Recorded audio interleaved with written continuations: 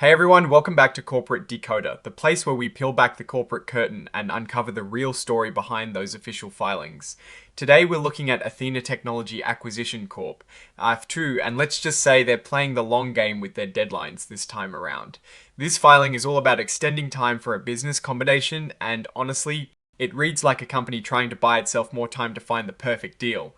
Let's dive into what that really means. So what we have here is Athena Technology Acquisition Corp, the SU, or as we'll call them, Athena filing a report to announce a small but significant financial maneuver. They're essentially putting more money into their own trust account. Why would a company do that? Well, Athena, like many companies that go public through a special purpose acquisition company or SPAC, has a deadline to find and merge with another company. If they don't, they have to return the money to investors. On the 8th of December 2025, Athena decided to deposit a little over what looks like $497,000 into their trust account.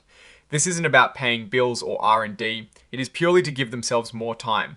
This deposit pushes their deadline to complete what they call an initial business combination, from the 14th of December of 2025 to the 14th of January of 2026. Think of it as hitting the snooze button on their merger clock. This is actually the fourth time they've done this, and it is part of a plan that allows for up to 9 of these monthly extensions. This tells us they're still actively searching for a partner company, but haven't quite found the right fit yet. For investors, this means the SPAC hasn't been liquidated prematurely, but it also means the uncertainty about the final business combination continues. Now, you might see some numbers in these filings that look like standard financial data, but in this particular report, the focus isn't on revenue or profits because Athena isn't an operating company in the traditional sense. It is a vehicle to acquire one. So, financial tables showing profit margins or sales growth just aren't relevant here. What is relevant is the mechanics of how the SPAC operates and how it manages its timeline. The filing includes a standard exhibit, which is basically a digital version of the report for easier data processing. This is a common practice now, making these filings more machine readable. It's like giving the computers a cheat sheet to understand the report. The report is signed by Isabel Freitheim, who is the Chief Executive Officer and Chairperson of the Board of Directors. This is typical as the top leadership is responsible for the accuracy of these filings. Now, let's look at the bigger picture here. Athena is a special purpose acquisition company, or SPAC. These are essentially shell companies that go public to raise money and then use that money to acquire an existing private company. This allows the private company to go public without the traditional IPO process. Athena Technology Acquisition Corp. THU's essentially broadcasting that they are still in acquisition mode and need more time.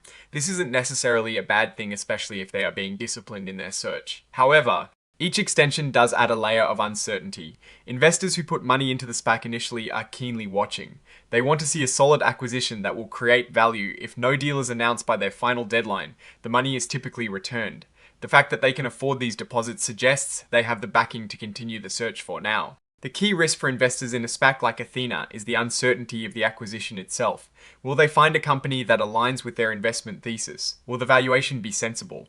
These are the big questions. The benefit of these extensions is that they don't have to rush into a potentially bad deal just to meet a deadline. They're prioritizing finding the right deal over just any deal. In conclusion, Athena Technology Acquisition Corp.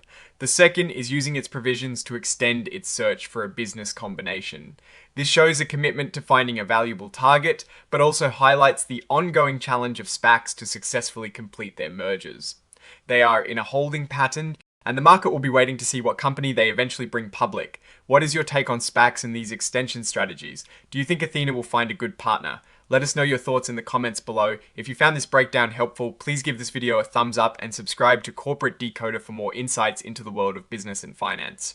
And don't forget to join our Discord community linked in the description for more in-depth discussions. Thanks for watching. See you next time.